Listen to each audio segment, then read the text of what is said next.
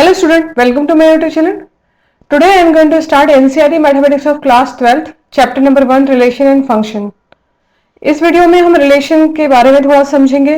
Relation क्या होता है, रिलेशन कैसे डिफाइंड होते हैं, टाइप्स ऑफ रिलेशन, ओके, और एक्सरसाइज 1.1 के क्वेश्चन नंबर 5 तक करेंगे. तो स्टार्ट करते हैं वीडियो को. रिलेशन.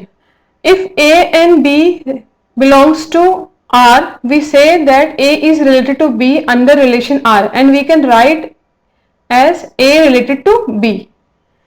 ठीक है, अगर कोई भी एलिमेंट, कुछ भी रिलेशन डिफाइन किया गया, अगर कोई भी एलिमेंट A एंड B अगर उस रिलेशन में है, ठीक है, तो हम ये इसको बोल सकते हैं कि A is related to B. अगर ये इन दोनों को बिलोंग करता है, इस रिलेशन को, ये दोनों एलिमेंट, तो A और B का रिलेशन एक दूसरे के साथ रहेगा. ठीक है, नेक्स्ट देख लेते हैं types of relation. Empty relation. A relation R in set A, कोई भी एक सेट A है, इज कॉल्ड एम्प्टी रिलेशन. अगर इसका कोई भी एलिमेंट, A में जितने भी एलिमेंट हैं वो R से बिलोंग नहीं करते हैं. सपोज R की वैल्यू हमने सपोज ले लिया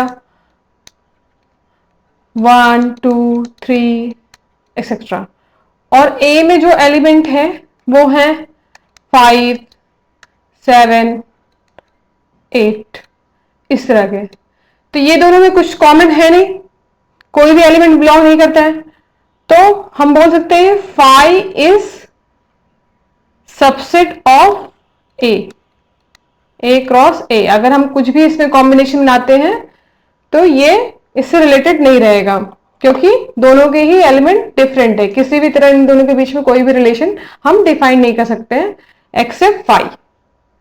फाई को हम एम्प्टी सेट बोलते हैं. ये जो नोटेशन है ये एम्प्टी सेट के लिए लगता है, phi. Next universal set. Universal set किसे बोलेंगे? जब हर एक element, every element of A belongs to every element of R. मतलब जो बिगर सेट है उसका हर एक एलिमेंट और जो स्मॉलर सेट हम जो ले रहे हैं वो दोनों एक दूसरे से रिलेटेड है, तो हम इस रिलेशन को क्या कहेंगे? Universal set, universal relation. Next देख लेते हैं. A relation R in set is called reflexive. अब कभी भी कोई भी रिलेशन कब रिफ्लेक्सिव कहलाएगा? जब उसका खुद से कुछ पेयर करेंगे और वो रिलेशन आर जो डिफाइन किया है उससे बिलोंग करें, तो उस रिलेशन को हम क्या कहेंगे? Reflexive relation. For every element A belongs to capital A. ठीक है. Symmetric. If A1 A2 in the relation R और A2 A1 भी रिलेशन आर में अगर रहता है तो इस रिलेशन को हम क्या कहेंगे? सिमेट्रिक. सिमेट्रिक को क्या कहेंगे? अगर A1 A2 रिलेशन आर में है तो, और A2 A1 भी अगर रिलेशन आर में हो जाएंगे तो इस रिलेशन को हम क्या कहेंगे? सिमेट्रिक. ट्रांजिटिव में क्या होता है? अगर A1 A2 रिलेशन आर में है और A2 A3 भी रिलेशन आर में है, इन दोनों से अगर इंप्लाई करता है कि A1 और A3 भी हम रिलेट कर सके, तो इस रिलेशन को ट्रांजिटिव कहते हैं, क्योंकि एक रिलेशन दूसरे रिलेशन से ट्रांसफर हो रहा है. Transitive. A1 A2 related to R, then A2 A3 related to R. तो इससे अगर हम ये इंप्लाई कर सके A1 और A3 एक दूसरे से रिलेटेड है, तो ये रिलेशन कैसे कहलाएगा? ट्रांजिटिव. ओके. नेक्स्ट देख लेते हैं इक्विवेलेंस रिलेशन. इक्विवेलेंस रिलेशन कब कहेंगे? जब ये तीनों ही प्रॉपर्टी होल्ड होगी. कौन कौन सी? रिफ्लेक्सिव, सिमेट्रिक और ट्रांजिटिव. ये तीनों ही अगर रिलेशन आर सेटिस्फाई करता है आर पर, तो इस रिलेशन को हम कहेंगे equivalence relation. Exercise 1.1 question number 1. Determine whether each of the following relation R reflexive, symmetric and transitive. हमें तीनों ही प्रॉपर्टी चेक करनी है. तो आर कैसे डिफाइन किया है? Relation R in the set A is 1 2 3 up to 14 defined as. ये relation define किया गया है. सेट ए दिया है 1 2 लेके 14 तक, और आपको आर दिया है इक्वेशन एक्स और वाई. ये ऑर्डर पेयर में होता है. फर्स्ट आपका वैल्यू जो रहेगा वो एक्स करेगा, वो सेकंड जो वैल्यू रहेगा वो वाई करेगा. तो कैसा फंक्शन दिया? ये एक रिलेशन दिया 3x minus Y is equals to 0. अब हम क्या करेंगे, एक एक वैल्यू यहां से पिक करेंगे सेट ए से और y की वैल्यू पता करेंगे। ठीक है, तो यहां से ये y is equal to 3x हो जाएगा, y is equal to 3x। अब एक एक वैल्यू रखेंगे तो y इज इक्वल टू 3 हो जाएगा। सिमिलरली अगर x इज इक्वल टू 2 रखते हैं तो 3 इंटू 2 हो जाएगा, तो 3 इंटू 2 मतलब 6 हो जाएगा। तो ऐसे ही सारी वैल्यू रख के हम चेक करेंगे। कहां तक चेक करेंगे हम, x इज इक्वल टू 4 तक, क्योंकि x इज इक्वल टू 5 जैसे ही हम करेंगे 15 आ जाएगा। 15 तो यहाँ पे है नहीं, 14 तक ही है, तो x इज इक्वल टू हम 4 तक ही करेंगे ये वैल्यू। तो हमारा रिलेशन मिल गया। जब x इक्वल टू 1 रख रहे हैं तो y 3 आ रहा है, 2 रख रहे हैं तो 6 आ रहा है, 3 रख रहे हैं तो 9 आ रहा है, और 4 रख रहे हैं तो 12 आ रहा है। ये R हमारा डिफाइन हो गया। सेट A ये है और R ये है। अब हम देखेंगे R is not reflexive, sorry reflexive. Reflexive इसलिए नहीं है क्योंकि इसमें आप देखोगे कोई भी पेयर खुद के साथ नहीं है। जो x1 है तो y1 कभी भी नहीं है। y क्या है, हमेशा मल्टीपल्स ऑफ 3 है। ये सारे एलिमेंट इसमें है नहीं, तो ये रिफ्लेक्सिव डेफिनेटली नहीं है। Also R is not symmetric. क्यों, क्योंकि 1 3 है इसमें प्रेजेंट है सेट में, पर 3 और 1 प्रेजेंट है क्या, नहीं है। तो इस रिलेशन को हम क्या बोलेंगे, सिमेट्रिक नहीं है। Next transitive. अगर कोई भी नंबर जैसे 1 और 3 इसमें है, 1 और 3 है ना, 1 और 3 है और 3 और 9 भी है, पर 9 और 1 या फिर 1 और 9 ये नहीं प्रेजेंट है इसमें, तो इस रिलेशन को हम ट्रांजिटिव भी नहीं बोल सकते हैं। तो hence R is neither reflexive nor symmetric nor transitive. ठीक है, इसी तरह आप भी जितने भी क्वेश्चन दिए हैं उन सबको करना होगा। ठीक है, सबसे पहले आप चेक करोगे रिफ्लेक्सिव है या नहीं है, खुद से खुद का उसका रिलेशन, वो पेयर जो हमने R डिफाइन किया उसमें है या नहीं है। फिर नेक्स्ट देखेंगे हम सिमेट्रिक है या नहीं है। फिर ट्रांजिटिव देखेंगे, अगर ये तीनों में से तीनों ही सेटिस्फाई होंगे तभी इक्विवेलेंस रिलेशन होगा, अदरवाइज इक्विवेलेंस रिलेशन नहीं होगा।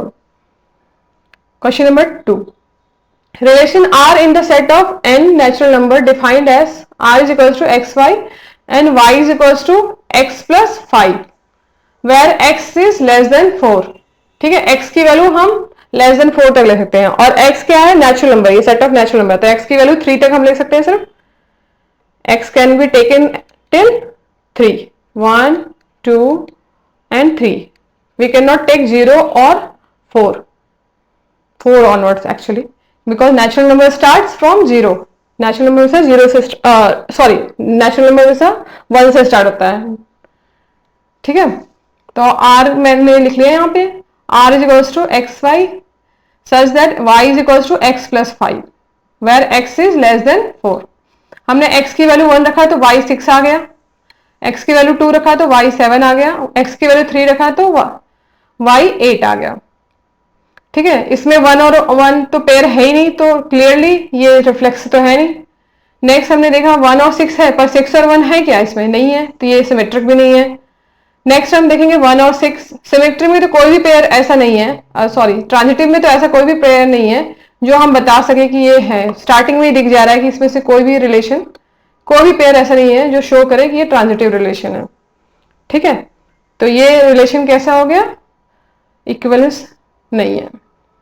ठीक है, क्वेश्चन नंबर 3 देख लेते हैं। Relation R in the set A is equal to 1 2 3 4 5 6 as R is equal to x y where y is divisible by x। मतलब y की वैल्यू हम कुछ भी लें वो x से डिवाइड होना चाहिए, तभी ये रिलेशन वर्क करेगा। तो रिफ्लेक्सिव तो डेफिनेटली होगा, क्योंकि हर एक नंबर अगर हम x1 लेते हैं और x लेते हैं, मतलब फर्स्ट पेयर जो रिफ्लेक्सिव पर आता है, तो हर एक नंबर खुद से डिविजिबल है, 1 डिवाइडेड बाय 1 2 डिवाइडेड 2, तो मतलब रिफ्लेक्सिव रिलेशन आपका सेटिस्फाई यहाँ पे होता है। फिर हम देख लेते हैं नेक्स्ट सिमेट्रिक। तो सिमेट्रिक में तो ऐसा पॉसिबल है नहीं कि अगर आप 4 को डिवाइड कर सकते हो 2 से, तो जरूरी नहीं 2 को भी 4 से डायरेक्टली डिवाइड कर सकते हो, क्योंकि वो इस सेट में बिलोंग नहीं करता है, इसमें है ही नहीं वो। हमें वो डेसिमल नहीं ध्यान रखना है कि डेसिमल वो आ ही जाएगा, डिवाइड तो हो ही रहा है, नहीं, वो जो आना चाहिए नंबर वो इसमें से ही होना चाहिए। तो डेफिनेटली ये रिलेशन कैसा हो गया, नॉन सिमेट्रिक। ठीक है, नेक्स्ट हो गया, ऐसा कोई भी पेयर नहीं है जो हम बता सके कि एक्स वाई और वाई जेड अगर रिलेशन आर में है तो Z is divisible bye x हो जाए, ऐसा कुछ भी नहीं है, तो ये रिलेशन ट्रांजिटिव भी नहीं है, hence it is not equivalence relation. ठीक है, नेक्स्ट क्वेश्चन देख लेते हैं। Question number 4, relation R in the set of Z or integer defined as X Y such that X minus Y is an integer. इसमें जो भी relation दिखाए हैं वो सारे नंबर कैसे आने चाहिए, इंटीजर्स आने चाहिए। तो फर्स्ट रिफ्लेक्सिव रिलेशन देख लेते हैं।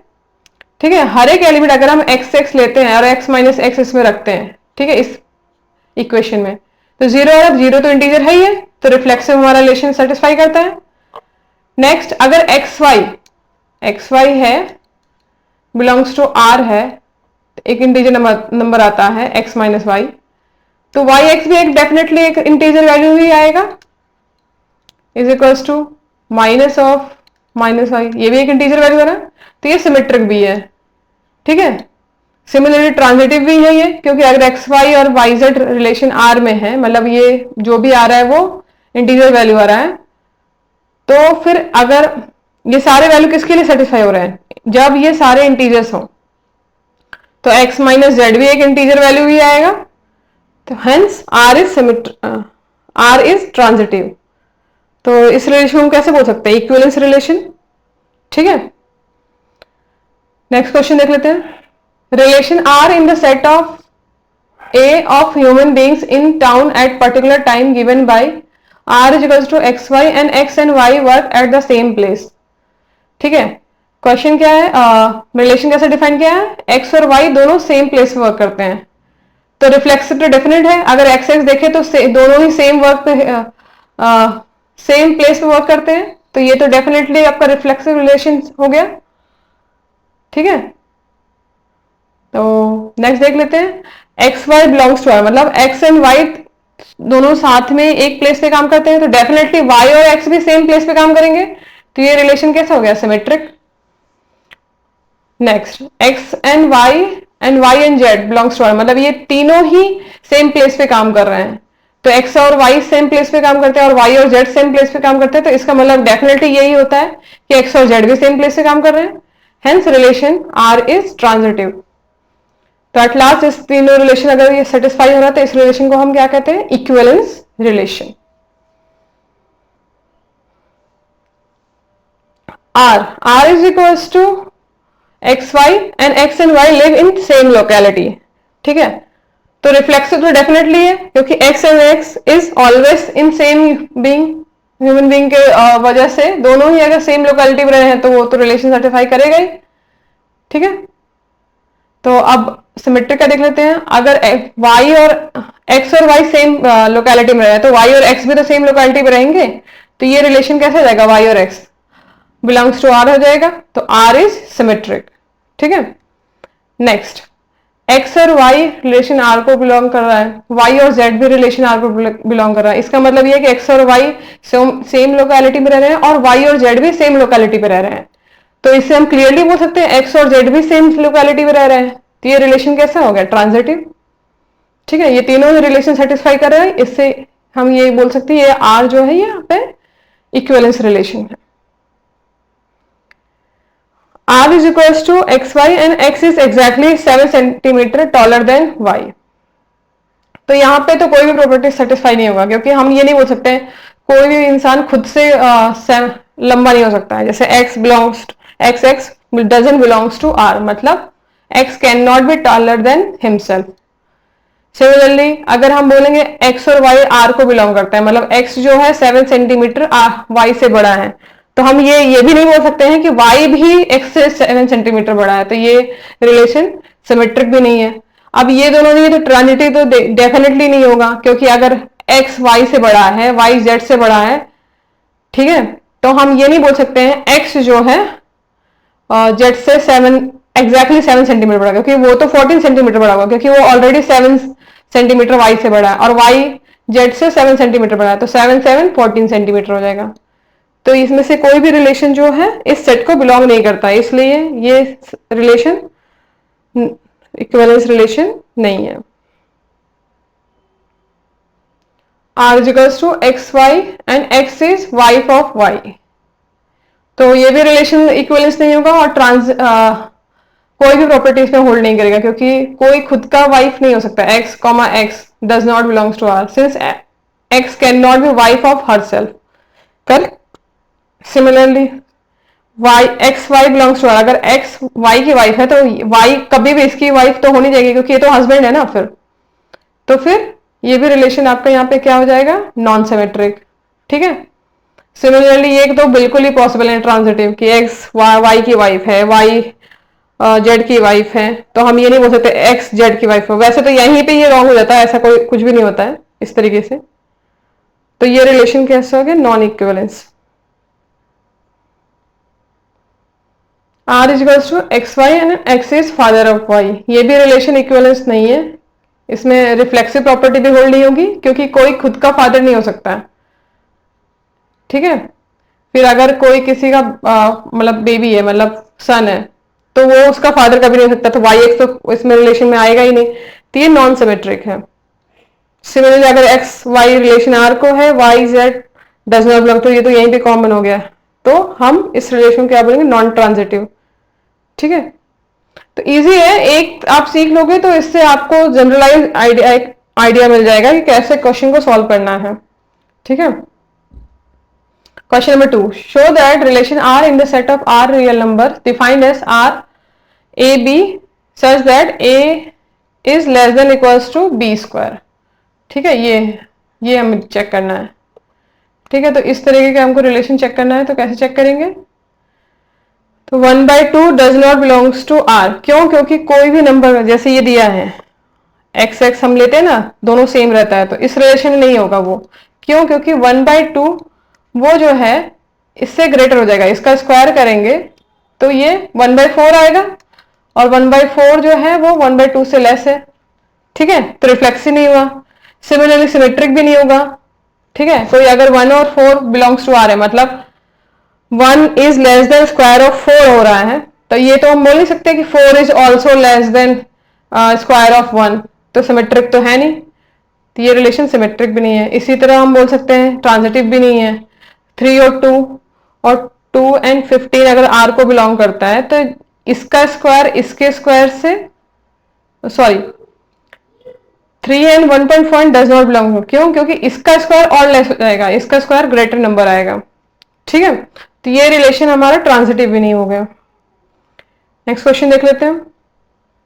Check whether the relation R is defined in the set 1, 2, 3, 4, 5, 6 as R is equals to AB and B is equals to A plus 1 is reflexive, symmetric and transitive. A की value दिया 1 to 6 तक दिया है। ठीक है। R define है, B is equals to 1 plus A plus 1। अब हम A की वैल्यू रखते जाएंगे और B की वैल्यू निकालते जाएंगे। A की वैल्यू अगर 1 रखते हैं तो B 2 आता है, 2 रखते हैं तो B 3 आता है, 3 रखते हैं तो B 4 आता है, 4 रखते हैं तो 5 आता है, 5 रखते हैं तो 6 आता है। 6 तक ही जाएंगे क्योंकि हमारा जो सेट दिया है वो 6 नंबर तक दिया है। तो आप देख सकते हैं क्लियरली ए एंड ए इसमें है नहीं, कोई भी दो पेयर ऐसा आप देख नहीं सकते जो इसमें कॉमन आए। ठीक है। तो where a belongs to a, मतलब we can not find a comma a belongs to R where a is belonging to capital A, मतलब सेट ए को बिलोंग कर रहा। ठीक है। फॉर इंस्टेंट हम बोल सकते हैं कि 1,1, 2,2, 3,3, 4,4 मतलब अप टू 6 तक ये एलिमेंट इसमें आर में है ही नहीं है, तो ये आर इज नॉट रिफ्लेक्सिव। और ये भी हम नहीं देख सकते कि मतलब यहाँ पे 1 और 2 अगर रिलेशन आर में है तो 2 और 1 भी प्रेजेंट है, तो ट्रांजिटिव भी नहीं है, और सॉरी सिमेट्रिक भी नहीं है। 1 और 2 अगर रिलेशन आर में है और 2 और 3 भी है, तो 3 और 1 तो है नहीं, 1 और 3 भी नहीं है और 3 और 1 भी नहीं है, तो ये रिलेशन ट्रांजिटिव नहीं है। ठीक है। Hence R is neither reflexive nor symmetric nor transitive. Next question देख लेते हैं। Show that the relation R in the R defined as R is equals to a b and where a is less than equals to b is reflexive transitive but not symmetric. ठीक है। ये reflexive और transitive तो है पर symmetric नहीं है। तो आर हमने लिख लिया यहाँ पे, आर जैसे डिफाइन है clearly A belongs to a, मतलब कोई भी नंबर खुद से लेस नहीं हो सकता, पर लेस देन इक्वल्स टू तो हो ही सकता है ना, ये तो पॉसिबल है ना, दो सिंबल आया तो दोनों में से एक ट्रू होना चाहिए, तो ये रिफ्लेक्सिव है, तो ये सेटिस्फाई कर रहा है रिफ्लेक्सिव वाला। अब 2 और 4 देख लेते हैं। 2 और 4 बिलोंग्स टू आर, मतलब 2 is less than equals to 4 है, मतलब लेस तो सेटिस्फाई हो रहा है ना, पर इसको हम ये थोड़ी बोल सकते हैं 4 is greater than equals to 2, sorry 4 is less than equals to 2, equal भी नहीं है और लेस भी नहीं है, दोनों ही सेटिस्फाई नहीं हो रहा है ना, ये सेटिस्फाई हो रहा है पर ये सेटिस्फाई, तो इसलिए सिमेट्रिक नहीं है। फिर नेक्स्ट हमें ये पता है कि अगर a is less than equals to b, a is less than equals to b and b is less than equals to c, तो डेफिनेटली हम एक नंबर ऐसे जरूर फाइंड कर सकते हैं जो a is less then c, तो ये सिमेट्रिक नहीं है लेकिन ट्रांजिटिव तो डेफिनेटली है, ठीक है। तो ये हो गया question number 4। Question number 5, question number 5, check whether the relation R defined as AB such that A is less than equals to B cube is reflexive, symmetric और transitive। तो ये रिलेशन ना ही रिफ्लेक्सिव है, ना ही सिमेट्रिक है और ना ही ट्रांजिटिव है, नॉन ट्रांजिटिव, ठीक है। क्यों? क्योंकि A is less than equals to A cube, वो तो फॉल्स है, ठीक है, तो R रिफ्लेक्सिव नहीं हो गया। अगर A is less then B cube है, तो हम कभी भी नहीं बोल सकते हैं कि B is greater than equals to A cube, reverse इसका, तो ये पॉसिबल नहीं है, तो ये सिमेट्रिक नहीं हुआ है। फिर सिमिलरली हम ये भी नहीं फाइंड कर सकते कोई भी ऐसा पेयर ABC का कि जो इस रिलेशन को डिफाइन करे, तो R कैसा हो गया यहाँ पे, non reflexive, non symmetric and non transitive. तो क्वेश्चन नंबर 5 यहाँ पे कंप्लीट होता है।